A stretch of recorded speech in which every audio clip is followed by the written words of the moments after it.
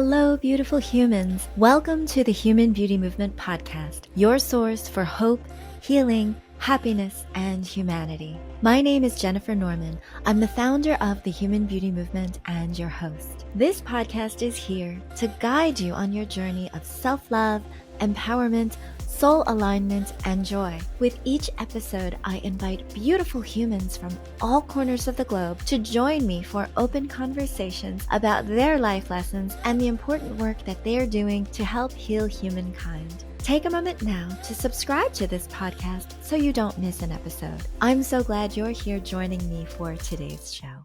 In the famous words of Dolly Parton, it's a good thing I was born a girl, otherwise I'd be a drag queen. Drag is not just all about glitz, glam, and fabulous performances. It is a bold expression of identity, resilience, and artistry. It challenges societal norms, breaks down barriers, and fosters a sense of belonging and empowerment within the LGBTQ community and beyond. Now, for BIPOC individuals in drag, this art form becomes an even more powerful statement, highlighting the intersection of race, gender, and identity, and contributing to a richer, more inclusive cultural experience. My guest today is a beautiful example of this incredible world. Lala Luzious is a prominent drag performer, podcast host, journalist, and makeup artist. Lala has won several drag competitions, made an appearance on You Bet Your Life with Jay Leno, and opened for the fabulous Sasha Colby from RuPaul's Drag Race.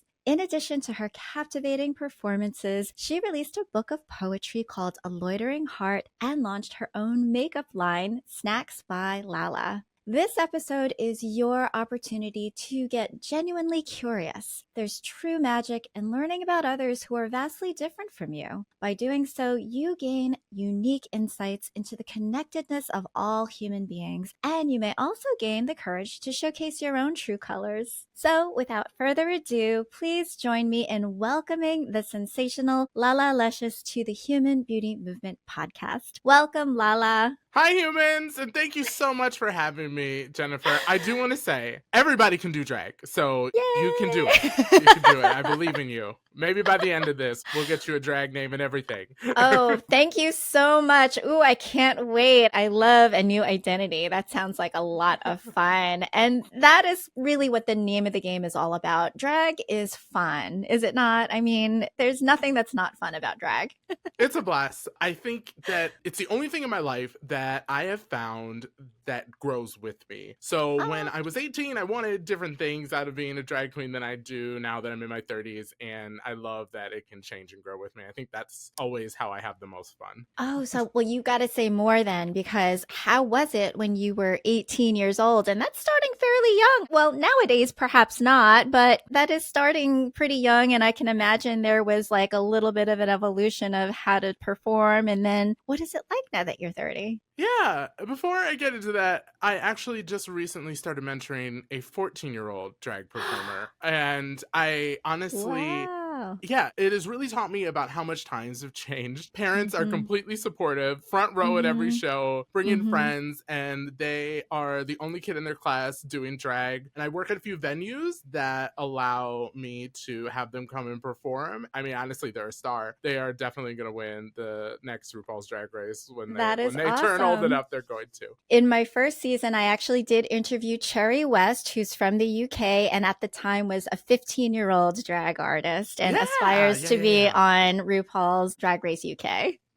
Yes. Oh my goodness. I love seeing kids being able to express themselves in ways that were different for me. When I started, I actually didn't want to do drag.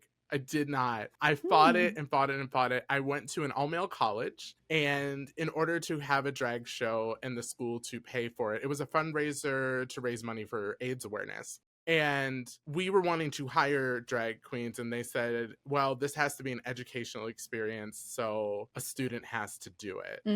This is a very different time. RuPaul's Drag Race hadn't even been on TV. And I truly think that it was the administration's way of trying to get us not to do it. And so in the gay straight alliance in my group, there was only 2 actually openly gay men. The rest were just very supportive allies, which was great for the time. I didn't realize how profound that was until later later in life to have so many, because it was a big group, but we were the only openly gay men on campus, and neither of us wanted to do it. And we argued and argued, because I mean, allies are supportive, right? They're so supportive, but they were just like, we're not doing drag. And I was like, okay, I get that, right? So it has to be one of us. And we argued, and finally came down to the day, it's like, if we don't get something in, we're not gonna have this show. And I said, I'll do it. And honestly, I went out in a bed sheet that I creatively safety pinned. I call it my Givensheets. And someone had a wig on an all-male campus. I don't know why. Someone did. I had no a heels Halloween on. costume. Yeah. No, it was a nice wig. It was a really nice wig. All like, right. I would, if I knew what it was, I wish I had lost it at some point, but if I had known what it was, I would buy it again. Like, it was that nice. Wow. Human hair? Yeah, it was good hair. And then I had no heels because I have big feet, and I just didn't know where to find big heels at the time. And just someone I had worked with, because I had a serving job at night, that was like, I'll come do your makeup. And I looked awful, but I had the best time. And I truly have not stopped since. Like, what did you even do? Like, what was your first performance? Beyonce's Woman Like Me, and it set the tone for my whole career. Yes, from the Pink Panther, not one of her popular songs, but I heard it and I said, oh, this is me. This is it. This is what it's supposed to be. So that was my first time, and I could not have imagined that I would be even sitting here recording podcasts like this, talking about drag at that time. Like, I thought it was just going to be a one-time thing, and it ended up being so much more.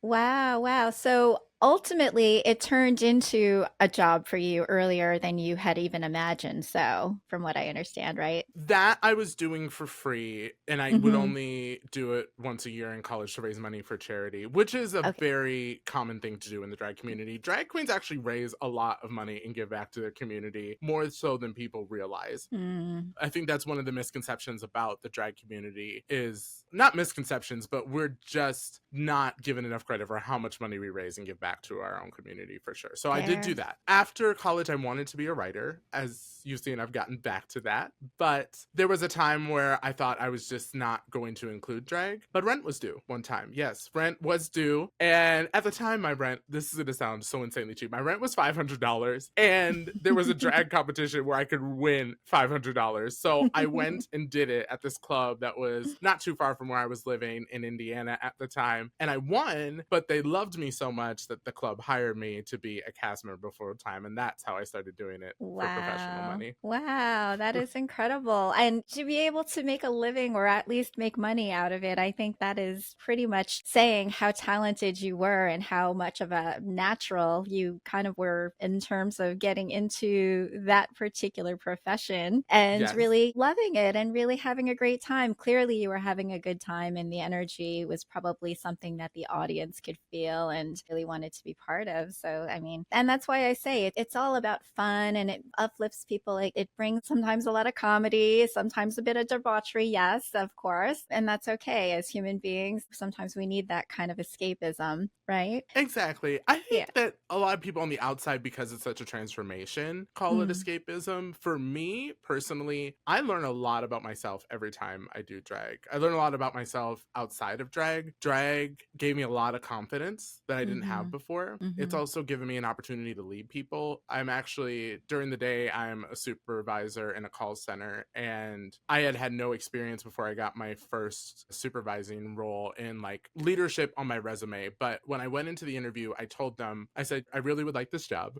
but you're going to look at my resume and not see much. But I was like, this is what I do. And I explained to them, I was like, how I run shows and how I work with people from all types of diverse backgrounds. I love drag queens, but they are like herding sassy cats. So I explained to them, I was like, I work with some difficult people. This is how I handle it. And I got the job. And then it led to the even better role that I had now. So drag has really, really helped me be so introspective and grow as a person too.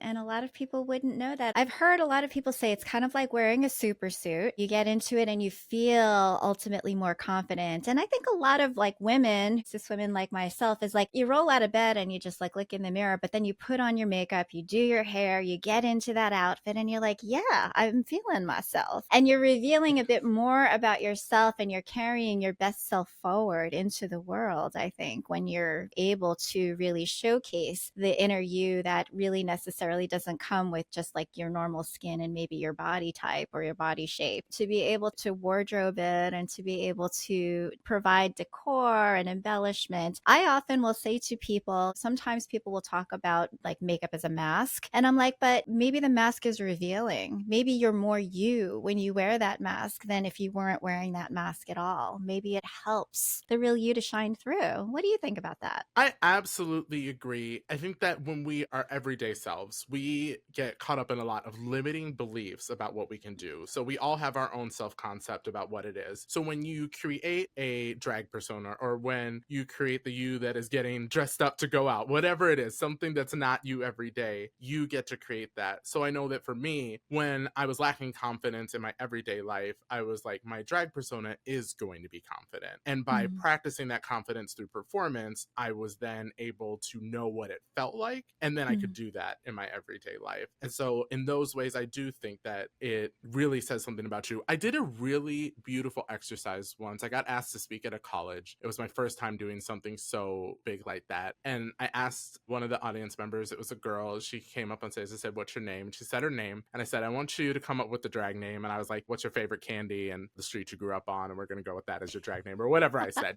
Something fun. And I said, "Okay, so I want you to walk just as you would normally walk." And she walked, and I said, "Okay, now I want you to walk as your drag character." And it was just a completely different stance, a stature. There was more attitude and stuff. And I have always thought, why can't people just do that with everything in life? If you're not where you want to be, I don't want to say fake it, but imagine what it would feel like if you were there already, and just get as close to that as you can. And drag's a really big and loud outward projection of us doing that when we create our characters, but it's something really you can do every day. I am never a big fan of the phrase fake it till you make it. I prefer be it until you become it. And that's exactly what you did with that and that woman. And that, I think, is a lot of what drag persona can be. It's like, this is what I'm being, until the other me that might not be wearing drag can become that. I think it's interesting that now we're seeing RuPaul as the more of like without the drag. And I think perhaps it's because there might have been a journey to really feeling confident and building that person and being able to bring that person forward into society more than in the past. Who knows? Yeah, I'm actually kind of at that point with my career where I'm incorporating more of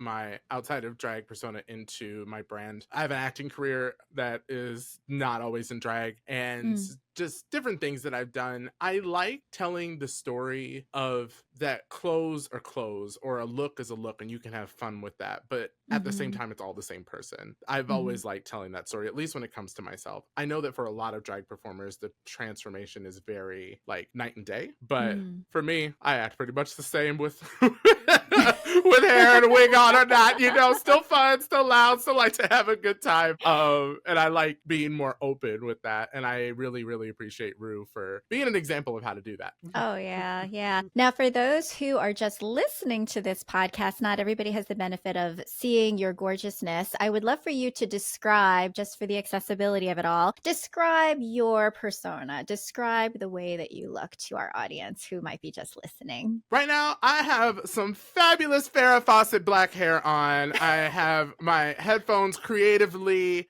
doing some headband action. I had to figure that out for this podcast because I don't often do video podcasts, which I love. I love being fabulous in front of the camera, so that's not a problem. But I was like, how am I going to do this? And then I have my best businesswoman attire on. It is a turquoise and leopard print little jumpsuit. I am sitting down so you can't see the full jumpsuit, but it is absolutely fabulous. And it's one of my favorite things I love to wear for interviews. And then I guess I don't need to explain my personality. It comes out in my voice and the way I talk. It's everything you would expect a drag queen would be, for sure. Yes. Now, Lala, your makeup is the chef's kiss. Thank you. Yes. And I know that it's not an easy thing to learn how to do makeup on yourself, especially the lashes. I still have trouble doing false eyelashes, gosh darn it.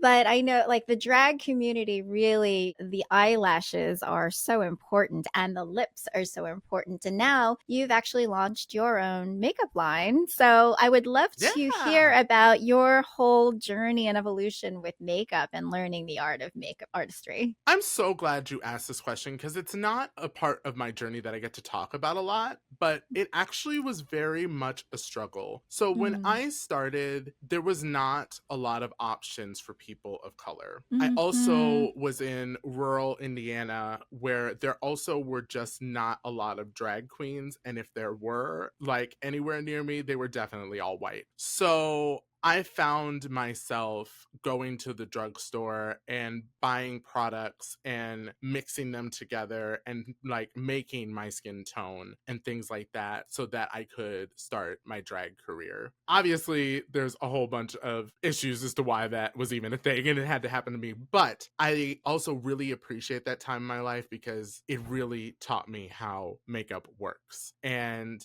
by the time I was able to work with queens that were of color, I had a better understanding of makeup, and it really took me farther and led me to wanting to do my own makeup line, which is very new, and I could talk about that in a second. But yeah, that was the struggle. Now there's so many products that are available to make it a lot easier for not just queens, anybody who wants to put on a little face, honey. Anybody who wants to put on a face, there's so many more options now. But I don't know if I would have the knowledge that I have if that hadn't happened to me and I wasn't put in that position. But it is a testament to one thing. I was very determined to not let anything stop me. It was never, this won't work. It's how could I make this work? And I would have like paper and I would just mix foundations and like dot them on paper and then hold it up to my face and be like, does this work? And stuff like that. So it was the process. But then this year I started my own line. Right now it's just lips, matte lips and lip glosses called Snax, Snax by Lala. Hardest thing I've ever done. People have asked, do I make it myself? I absolutely do not. I'm far too busy for that. So I work with a company that makes it for me, but I was pretty particular about what I wanted. I was like, I'm not selling makeup to the everyday person. I was like, I want for people who like to put it on, for the girls for the stage, for the girls who like to go out at night. And so just getting a formula that really is vegan, but also pigmented and stays and really is that offers that bold payout that I like when I'm on stage. I'm wearing it now actually. So, but I didn't want a whole bunch of crap in the product. So Yeah. it was a process getting that made, but we did it and I just love it. When I go places and promote it, I think even more so the drag are probably more convincing about my makeup because it was like, it's just so good. I'm so happy with it. All the colors. And I just love wearing it. And it's been one of the best projects I've done in my life to shoot, but also the hardest in some ways. Congrats. It is not easy. I've worked in the traditional beauty industry for, probably about 25 years. And I've seen the evolution of the shade ranges being very, very Caucasian, very much in the fair to medium range, and very few selections for people of color. And the undertones were never quite right. And it was always a struggle. And from the perspective of the manufacturer, we were always beholden to what's going to sell at store level. And so the stores would discontinue anything that wasn't necessarily performing. And so it would almost be like a chicken and an egg thing. Even if we tried to, it would get discontinued. And ultimately now I think that there's just been this beautiful reckoning, which is that it doesn't matter. It's important to have the representation. It's important to have the shade range. And it's important to look at the totality of the offering to make sure that it is as complete as it can be and that you're doing an honor and having respect for different cultures, different skin tones, different undertones, different ways of putting things on your face. And so it is lovely to see that, of course, everybody looks to Fenty and says, that part of it has changed. But yeah, the task of formulating, of branding, of packaging, all of that it's quite a lot. It's a lot. So congrats. I love how you mentioned that it's a cycle because I've always felt like it was hard for me to go buy makeup because it wasn't there. So I just was never looking for it. But if you want people to buy it, they need to know that it's there, right? So I'm glad that somehow that cycle was broken. Took a while. Yeah. And there's still a lot to go because I know you said undertones. I was like, I still think some of them still got some work to do with the undertones. But you know what? We are doing just fine for where we're at. I love it.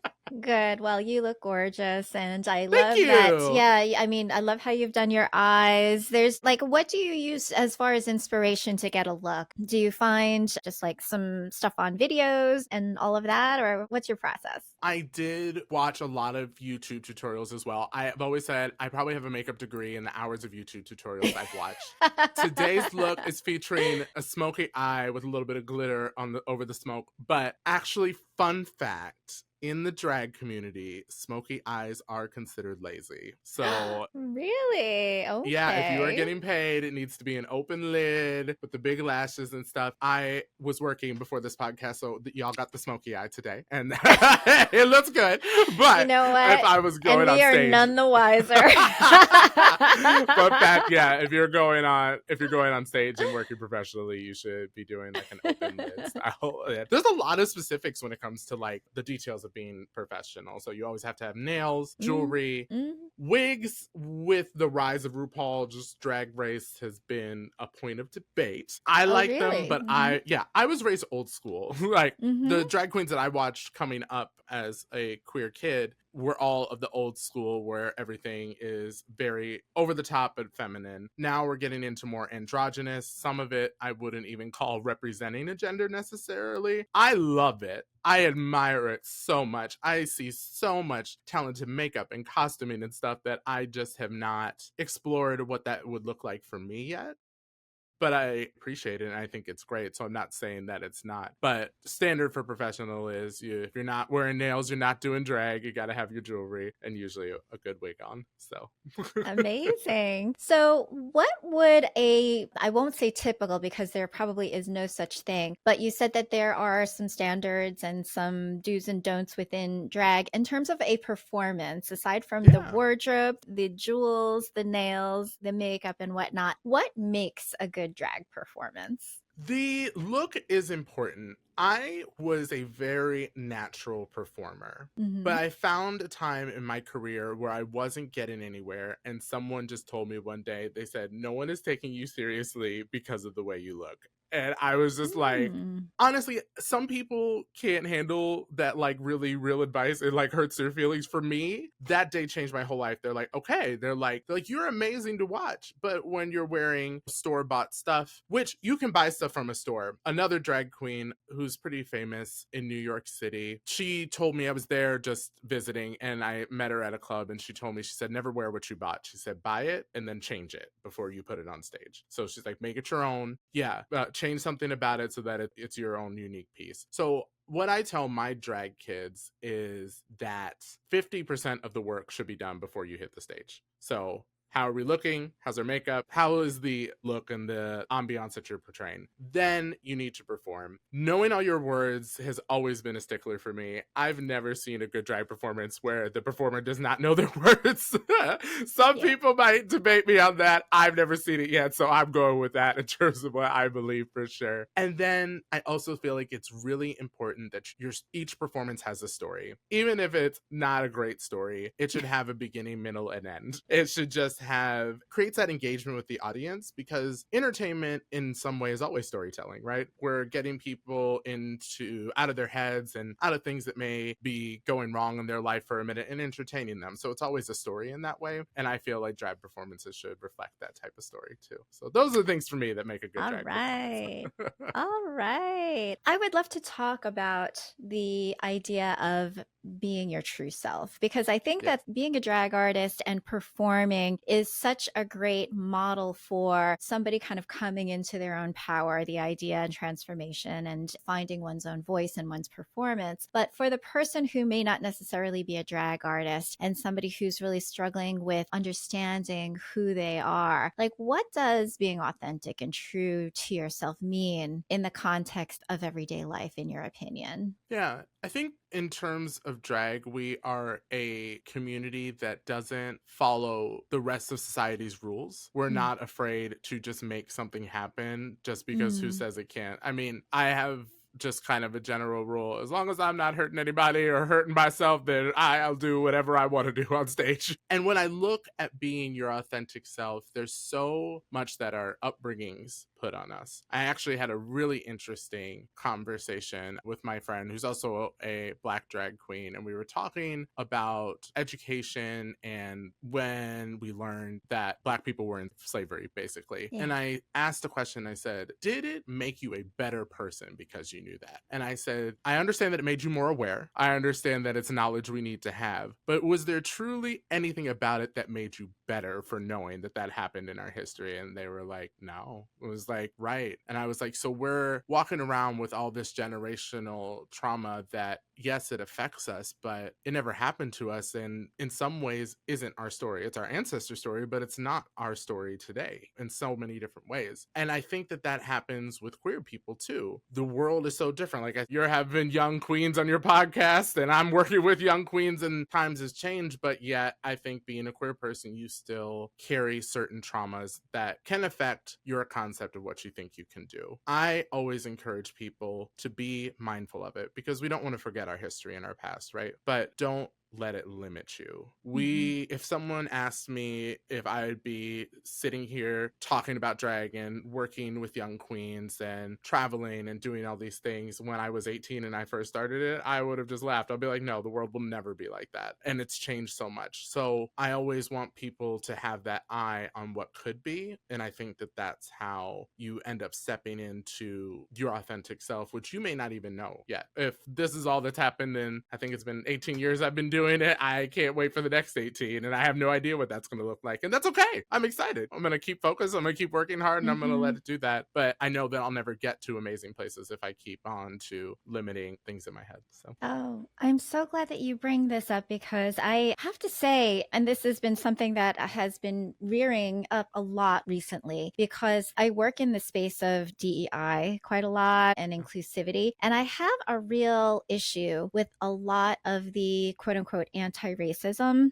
teaching that's out there, because a lot of it is dredging up a lot of history. And I want to be so respectful of that history, but it's living in that history, and it's creating that conflict and that feeling of victimization and othering that was that past story. And we have come such a long way. And even though there might be epigenetic trauma, there is so much power in our present environment and in our present experience. And if somebody is embraced for who they are and knows that they can figure it out with the support and loving help of community members and feels that they're seen and heard, isn't that wonderful? Do we need to continue to say, oh, but there's racism, oh, there's people that are against you? Can that person just ultimately learn to be okay with themselves as they are and really love themselves and how they want to project themselves without feeling that they have to have the woes of everybody else because they are a certain color or perhaps a certain sexuality or a certain gender, whatever the story could be? I would love for us to ultimately maybe have that conversation of, we see everybody for where they're at now. We love you for where we're at now. We know we can't change the past, but we can make the future brighter and better. We can accept each other in the today and in the now, understand each other a little bit better. We may not all agree, and we won't all agree, and that's okay too. But as long as we're not hurting anybody else, as long as we're happy and healthy and doing our part, then life can be a really good place,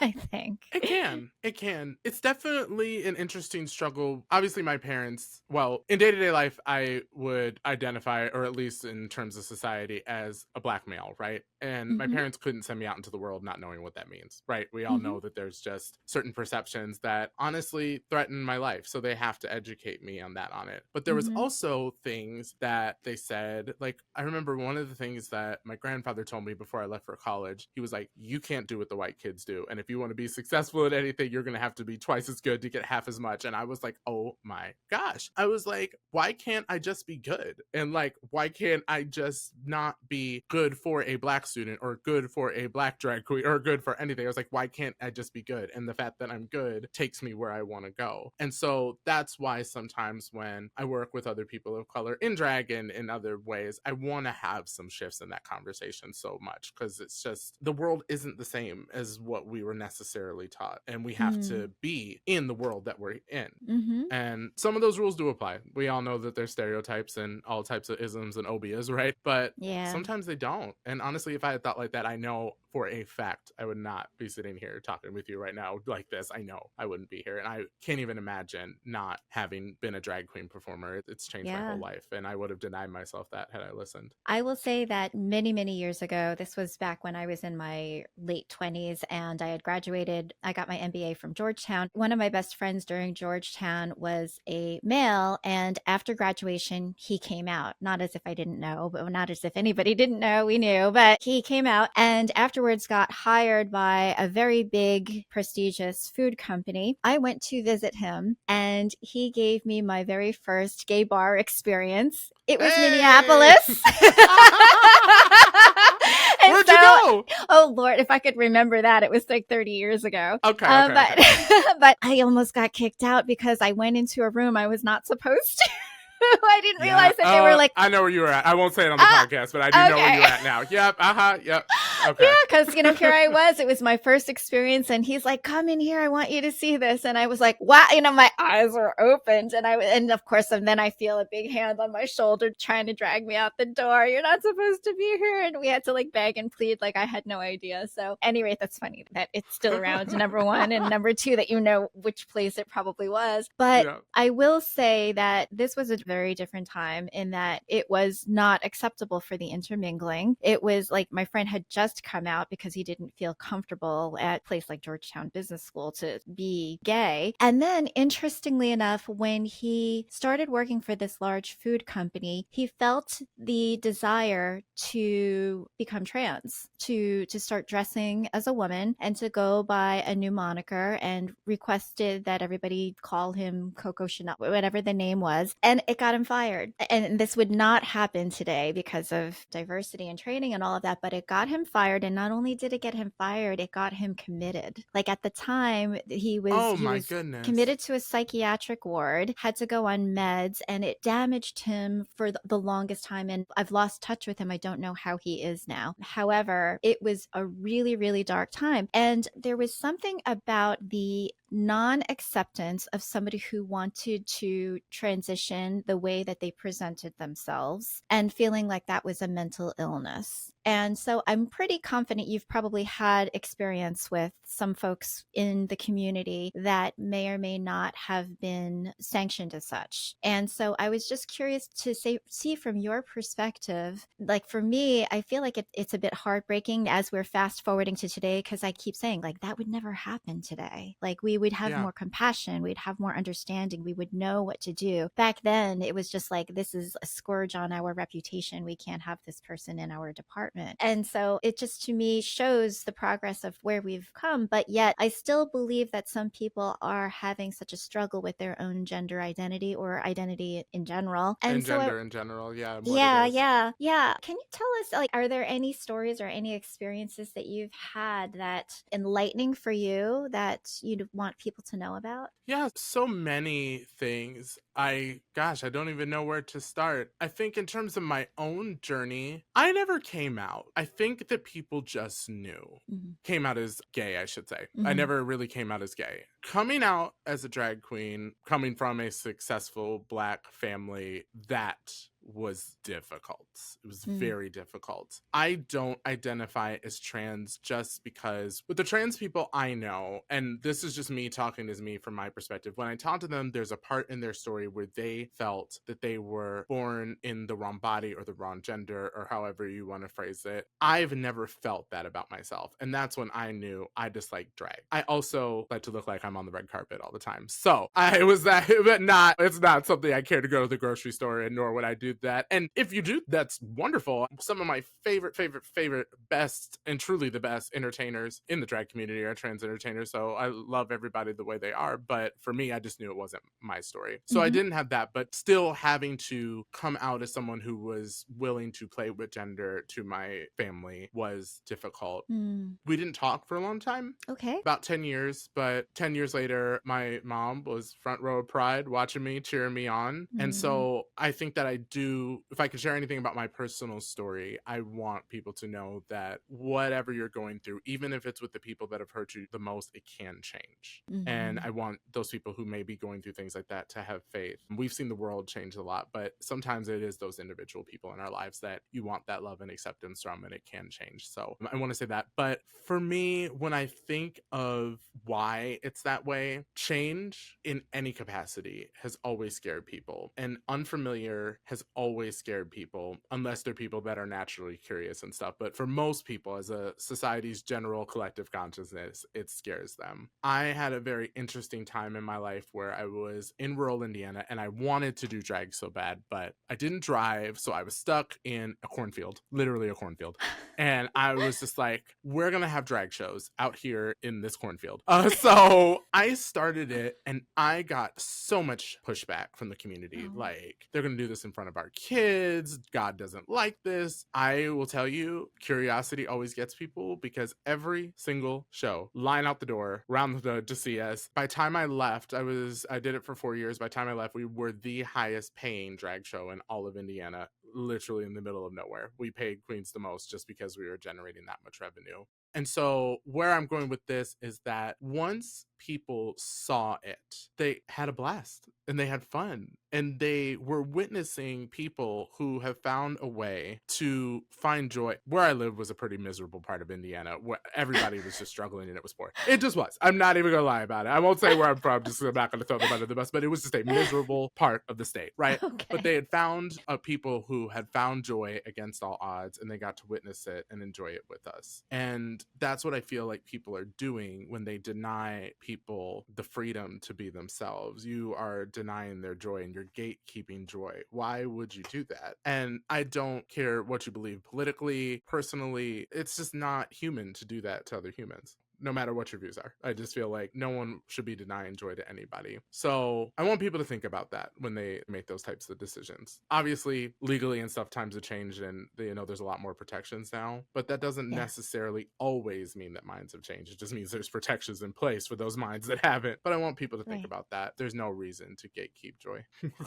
Oh, what a beautiful message. I think that a lot of people do, out of fear or just ignorance, they just see it and they see the stark difference, and this is supposed to be a man, and they think mental issues, or they think something is wrong from that perspective, rather than it's a sense of humor, it's satire. A lot of it is, it's fun, and less harm in your children of that than a lot of the other things that are being. Oh, kids love drag. And I know that that's a hot topic right now. Kids and drag. Honestly, I have a goal that when I'm a little bit older, because I always joke and say that I'm a spring chicken, even though I'm not, but I have that like spring chicken energy in me still. So once that settles down a little bit and I don't want to like travel and tour as much, or maybe do as many performances, I do want to bring drag in schools. I wish that as a young child I was allowed to explore myself so creatively. And I think it opens. I didn't grow up until I became a drag queen.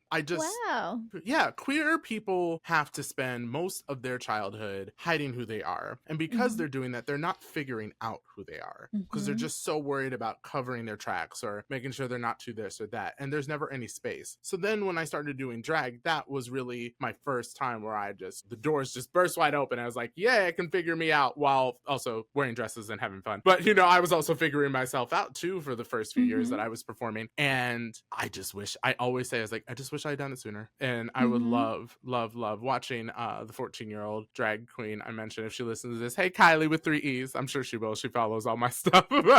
Up and coming drag star here in the Twin Cities. But just watching them being able to just learn and make mistakes at such a young age, and they'll ask questions like, am I doing this right? Or what would make me a better drag queen here? And just to have those opportunities at a younger age, I would have appreciated that so much in my life. Yeah. What message would you like to convey to those who believe that drag is harmful or immoral? What would you want to say to those people? On a more blunt level, I think that you must really take a look at why you have a problem with it. Do you have a problem with drag, or do you have a problem with queer people? Because it is not a problem when Tyler Perry does it. Everybody has seen Mrs. Doubtfire, including people's kids.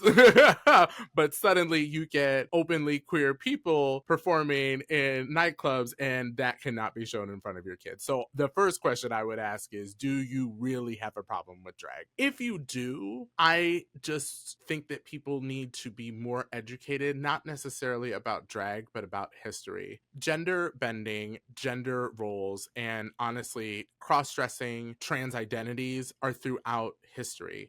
Wigs were first made for men. Heels were first made for men, so they could be taller and stuff like that. So when you put it into perspective, it's always been a part of humanity. And that's kind of what I think people look at drag performers and they're like, oh, they're so, sometimes like they're so wild and they're so crazy. They're like, no, I have just accepted that I am a human, and that can mean so many different things. And I'm going to be all of those different things at any time, or one of those things now if that's what I want, or another thing now. And if people started viewing the world like that, who wouldn't want to give that type of freedom and happiness to their child? Yeah. Who wouldn't want to do that for their kid? If you really love your kid, why would you want to deny them that? So that's where I would then say drag is for kids. Just like certain movies are for kids, we don't do the same numbers for kids that we would in a nightclub. That's just, if you're a professional, that's not what we would do. Just like certain songs and movies aren't for kids. We're artists. We know our audience, right? But there's nothing about drag in terms of what it is that can't be for kids. People just have a very closed mind because it's queer people.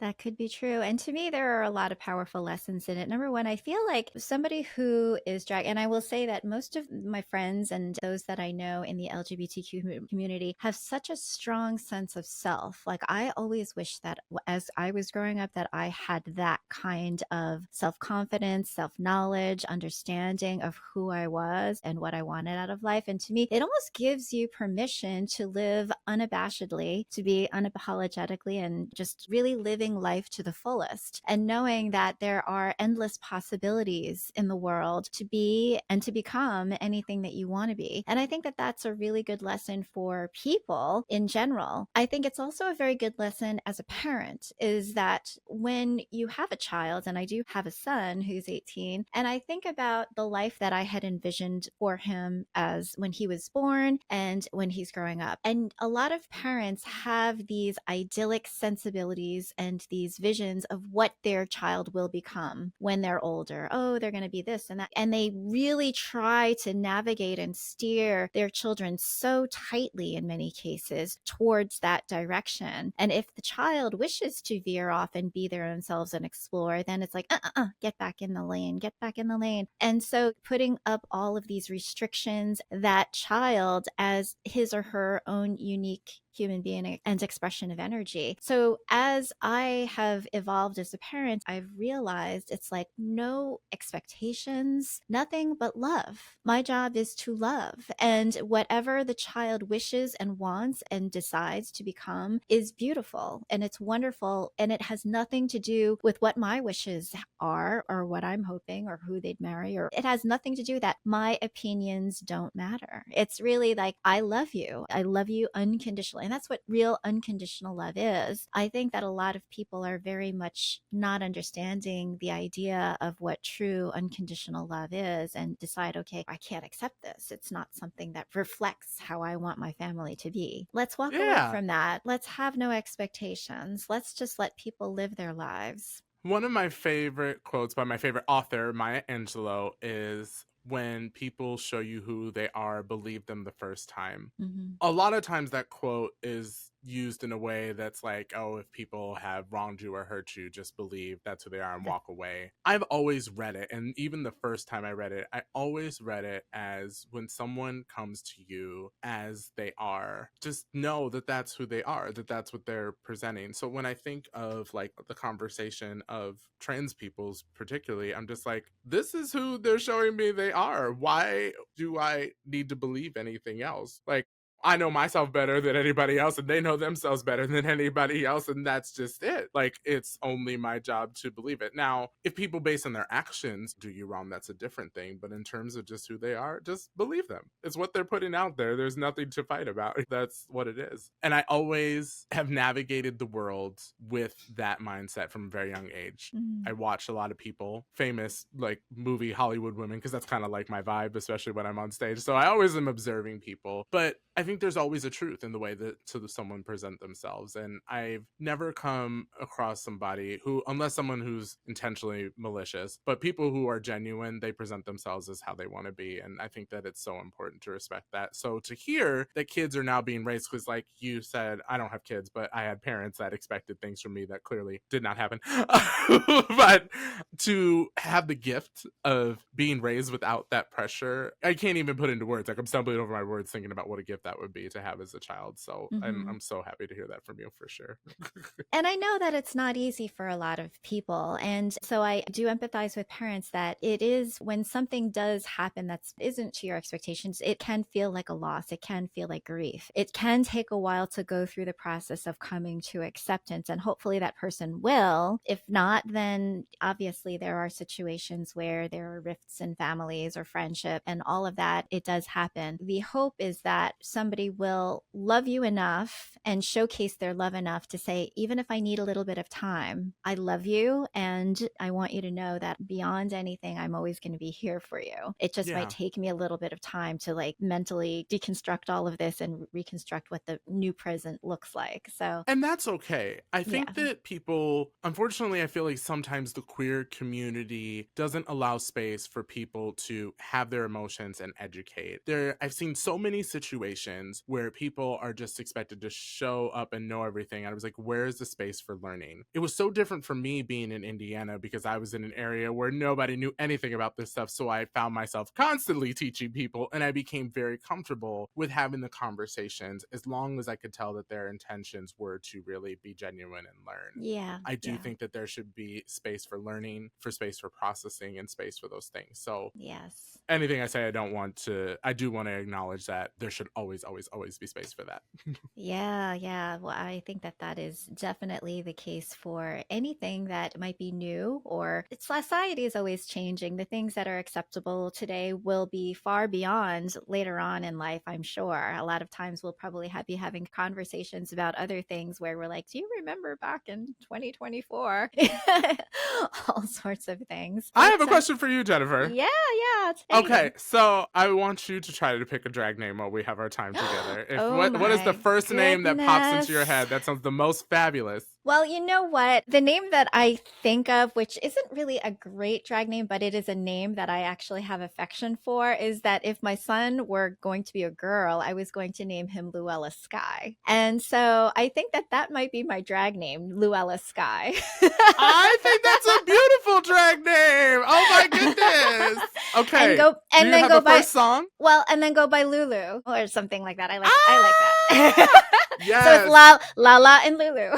Yes, we can. I have a long list of duets that we can work on if this happens. If I'm in LA, we are gonna make it happen for sure. What do you think your first song would be? I think everybody remembers their first song in drag. Yeah, it's so interesting because I think about what my first song would be if I was a drag queen. I don't know. Wow, that's a really good question. I often go straight to like Lady Gaga or something like that, like Poker Face or yeah. You know what? Everybody says Born This Way, you know.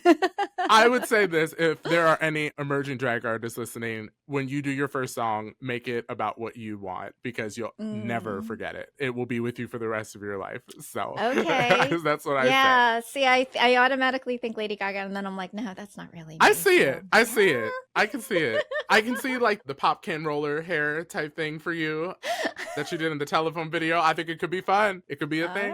Right. Yes. Oh, all right. We'll have to see. Oh, this might be an interesting Halloween theme for 1 year coming up.